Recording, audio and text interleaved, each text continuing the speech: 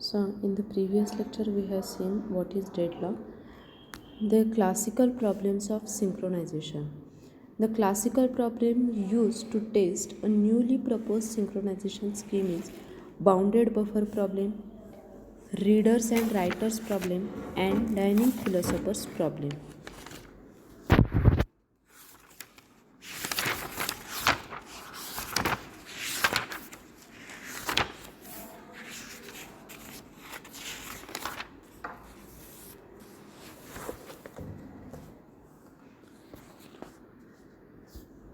So, bounded buffer problem, there are n buffer, each can hold one atom. The semaphore mutex is initialized to a value 1. The semaphore full initialized to the value 0. The semaphore empty is initialized to the value n. So there is a producer consumer problem. It is one of the most common problem found in concurrent processing. The two processes share are common fixed size buffer for exchange of information. The producer puts some type of data into the buffer. The consumer takes out data from the buffer. So the problem is producer tries to put a new data in buffer that is already full. So producer should go to sleep. It will be awake by the consumer after consumer has removed one or more data from the buffer. Now consumer tries to remove data from the empty buffer. So consumer should go to sleep. It should awake by the producer after putting some data in the buffer. Now the buffer should be accessed mutually exclusively. That is, only either producer or consumer should access the buffer at any given time. So this solution uses three semaphore: full, empty and mutex. What is full means for counting of filled up slots in the buffer, empty for counting of empty slots in the buffer, and mutex to make sure that both producer and consumer do not access the buffer at the same time. So the full is initially 0, empty is initially equal to the number of slots in the buffer, and mutex is initially 1. The full semaphore ensures that the producer stops running when the buffer is full. The empty semaphore ensures that the consumer stops running when the buffer is empty.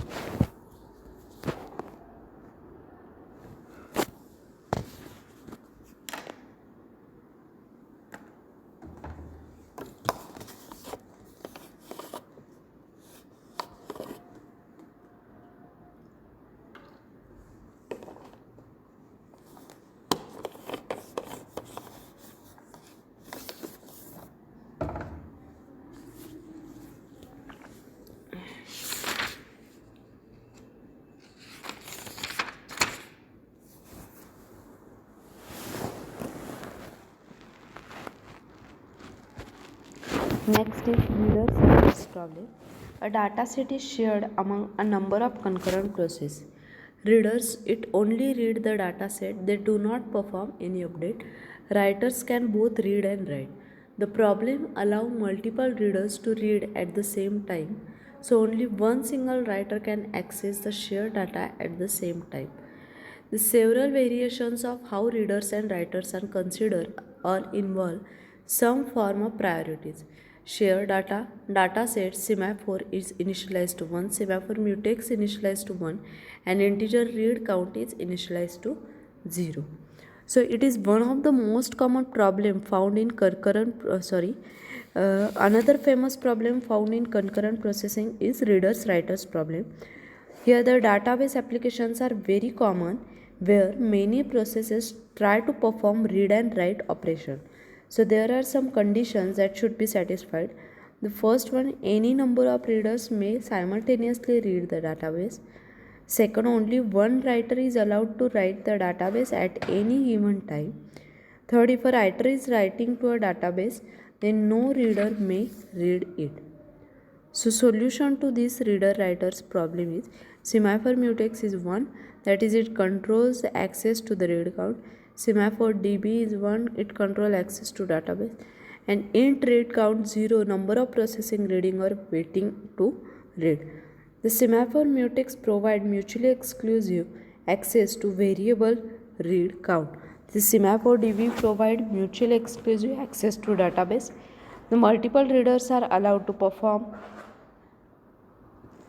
read operation simultaneously. This algorithm gives priority to readers over writers.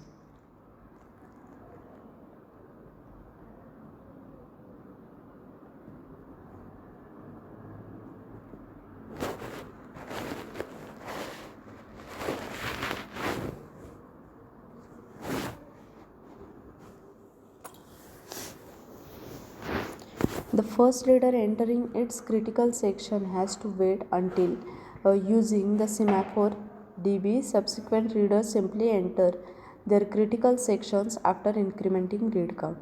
As the readers leave their critical sections, the decrement read count, the last reader leaving the critical section, signal awaiting writer.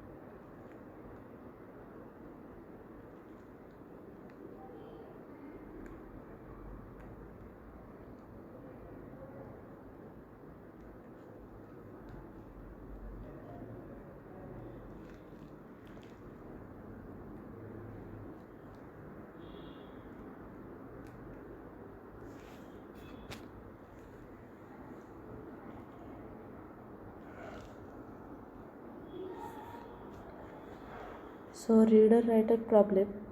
The structure of the write process is given here.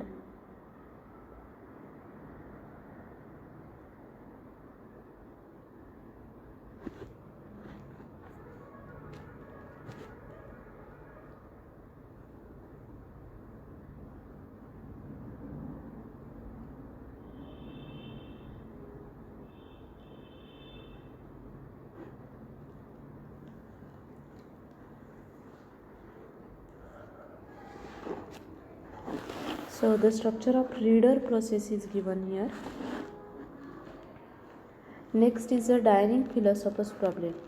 The dining philosopher problem can be stated as five philosophers are seated around a round table. Each philosopher has a plate of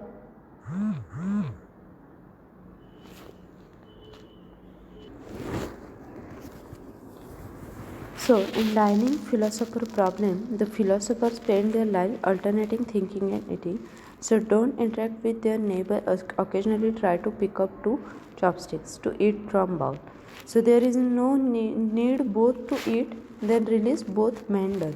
So, in the case of five philosophers, it shared a data bowl of rice semaphore initialized to 1. That is, if the five philosophers are seated around a round table and each philosopher has a plate of spaghetti, then there is a fork between every pair of adjacent plate. Then a philosopher needs two forks to eat spaghetti. Then each philosopher alternately eats and thinks. When philosopher gets hungry, he tries to acquire his left and right fork one at a minute in the other order. If philosopher acquires two forks successfully, he eats for a while, then put down the fork and continues to think. So, the deadlock will arise if each philosopher picks up one fork each and wait for another fork.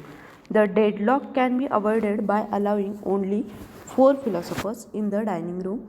With the 4 philosophers, at least one philosopher will have access to the 2 forks.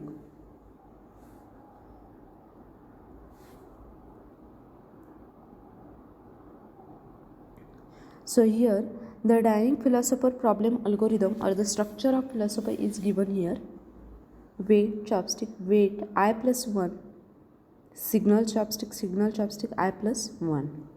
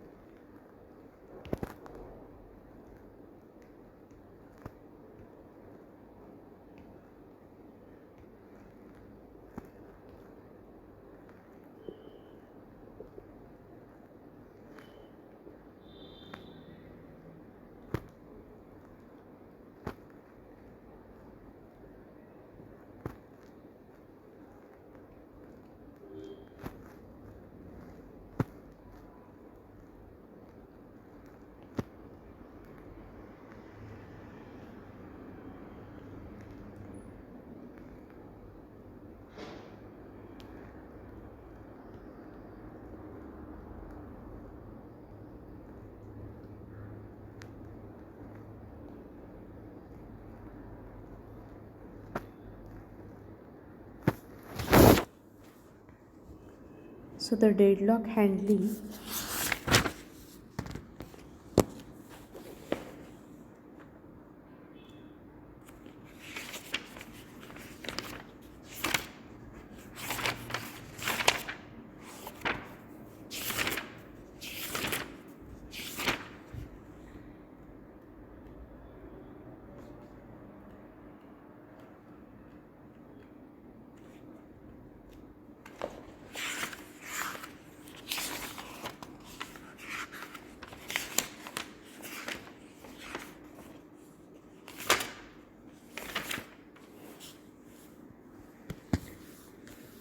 It allows at most four philosophers to be sitting simultaneously at the table.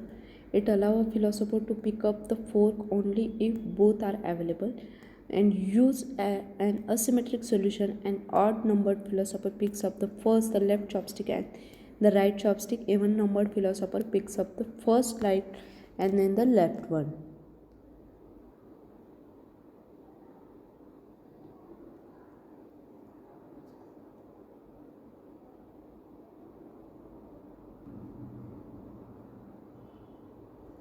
So, dealing with deadlock, there are four strategies that are for dealing with deadlock are being dealt with in detail. So, first is just ignore the problem altogether. This is the simplest approach. It is also known as the ostrich algorithm.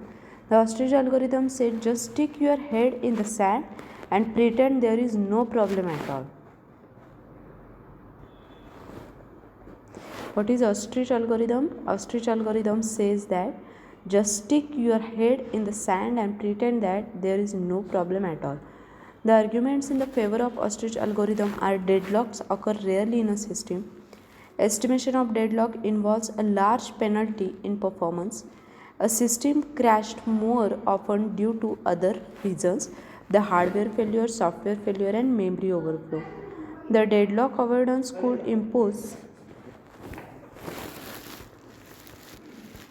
The deadlock avoidance could impose severe restrictions on resources allocation. Many operation systems like Unix simply ignores the problem of deadlock. Next is the deadlock detection and recovery. The presence of cycle in resource graph indicate a deadlock. Any process that is a part of cycle is deadlocked. If no cycle exists, the system is not deadlocked. So consider a system with 7 processes P1 to P7 and 6 resources R1 to R6. The current state of the resource allocation and pending request. So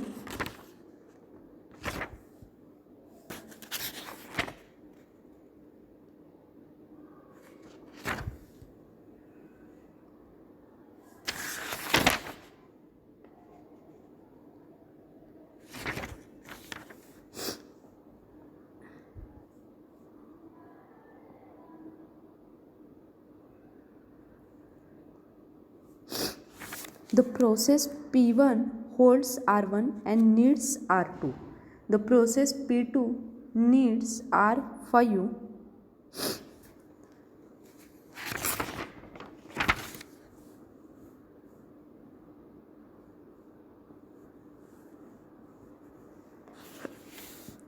Then process P3 needs R2. This is P4 holds R4 and need R2 and R5. So from this cycle it is clear that the process P4, 5 and 7 are deadlocked. The P1, P2, P3, P6 are not deadlocked. So a deadlock detection algorithm will try to find a cycle in the resource graph. The algorithm will terminate under two cases. A cycle has been found in a graph. The cycle does not exist in the graph. The algorithm for finding a cycle is being explained below. Put every node of the graph in different set. Then for every edge Ri to Pj, it merges the two sets containing Ri and Pj. If any of the set contain a node more than once, then there is a cycle in the graph. Otherwise, there is no cycle in the graph. So the recovery from the deadlock, there are various ways of recovery from the deadlock. These methods include recovery through preemption, Recovery through rollback, recovery through killing process. Now the recovery through preemption means to eliminate a deadlock using resource preemption. Some resources may be taken away from its current owner and it can be given to another process. It may require a manual intervention. The recovering through preemption is frequently difficult or impossible. Choosing the process for preemption depends largely on which one have resources that can easily be taken back. Taking a resource from a process is highly dependent on the nature of the resource. Recovery through rollback. Recovery through rollback is dependent on the checkpoint. A checkpointing a process means saving its state in a file so that it can be restarted later. Checkpointing contains the following information: memory image, resource state, CPU register value. In case of deadlock, a needed resource can be freed from a process and the process can be rolled to a nearest checkpoint before allocation of the resource under consideration.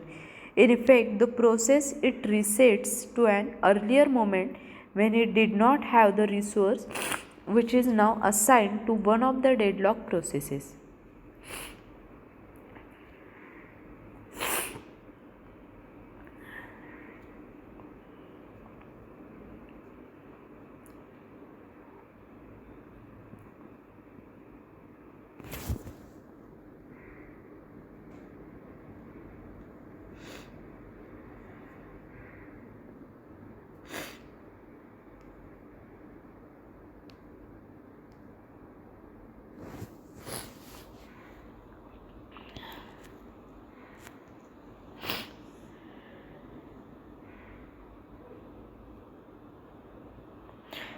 Recovery through killing process. A simplest way to break deadlock is to kill a process from the deadlock cycle.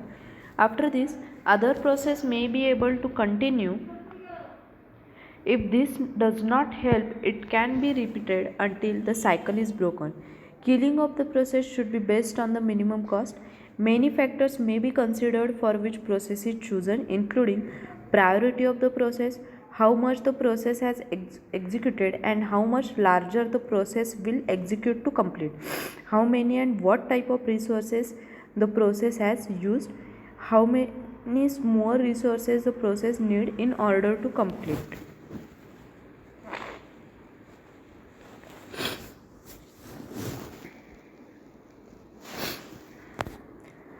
Deadlock avoidance. The deadlock avoidance approach ensures that the deadlock does not arise in a system. There are two approaches to deadlock avoidance. Do not start a process if its demand might lead to deadlock. Do not grant incremental resource request to a process if this allocation might lead to deadlock. Initial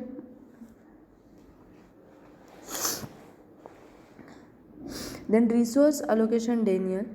The algorithm of resource allocation is also known as the Banker's algorithm. This algorithm uses the tables such as resource in existence E, resource available A, maximum claim matrix C, current allocation matrix R. This algorithm is based on safe state. The state of the system is simply the current allocation of the resources to a process. A state is said to be a safe state if there is a way to satisfy all requests currently pending by running the process in some order. An unsafe state is a state that is not safe.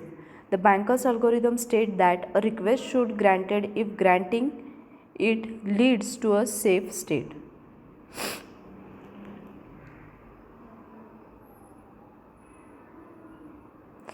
Next is the determination of safe state. The concept of safe state, there are four processes. There are three resources. The total amount of these resources are R1 13 unit, R2 7 unit and R3 10 unit. The maximum need of each process is shown in the maximum claim matrix. The initial allocation is in allocation matrix. Out of 13 units, R1, 2, 7, 3 and 1 units are allocated to P1, P2, P3 and P4 respectively. So, there are 0 units in R1 for allocation. So, initially available resources are 0, 1 and 1, that is R1, R2 and R3.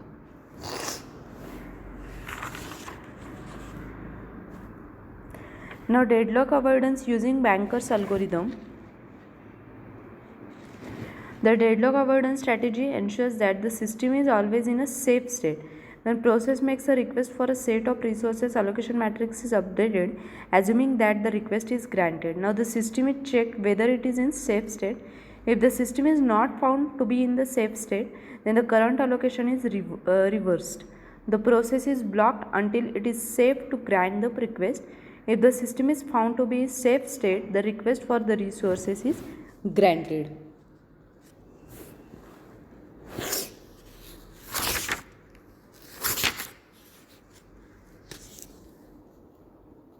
And then the next is the deadlock prevention. The deadlock avoidance is practically impossible as it requires information about future requests. In real system, future requirements are not known in advance, but the deadlock can be prevented by attacking one of the following conditions.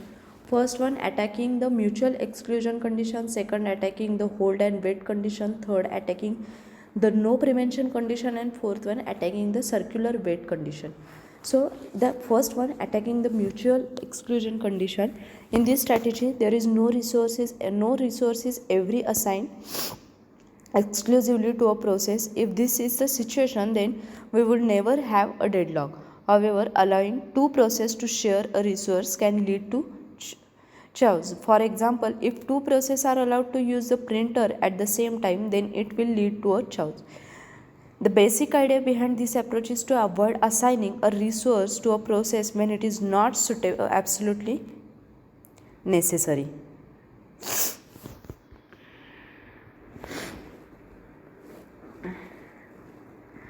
Then the attacking the hold and wait condition. We can eliminate deadlock if process holding a resource is never allowed to wait for more resources. One way of meeting this requirement could be that all resources needed for the execution are allocated before starting execution. If one or more resources cannot be allocated, then the process will wait without any allocation. A problem with this approach is that it may not be possible for a process to know its future requirement of resource. Another approach for breaking hold and wait condition could be that a process requesting a resource should first release all the resources held by the process. Next is attacking the no prevention condition. In this approach, resource can be forcibly taken away from the process. If process holds a resource R1 and need another resource R2, if R2 is not available, then resource R1 can be forcibly taken away from the process.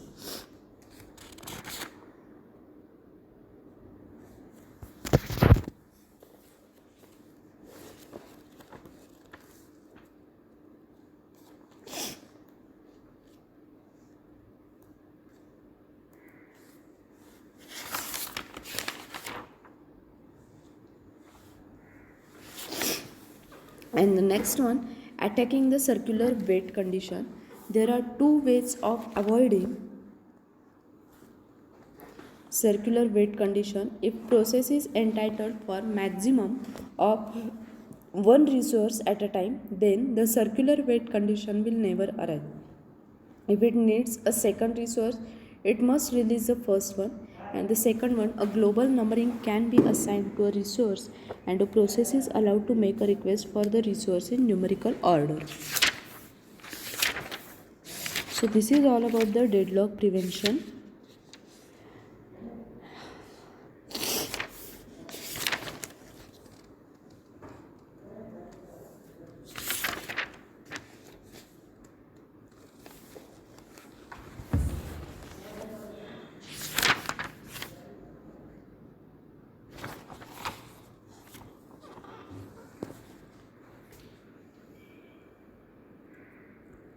So this graph shows the resource, and this is a resource allocation graph. There is a set of vertices V and set of edges A. V is partitioned into two types, P and R. P means the set consisting of all processes in a system. R means the set consisting of resource types in the system. Request edge, that is directed edge, and assignment edge. So this is a process resource allocation graph. Process resource type with 4 instances, PI request instances of R, and Pi is holding an instances of Rj. Then the next is example of resource allocation graph. So this shows the resource allocation graph which we have explained earlier.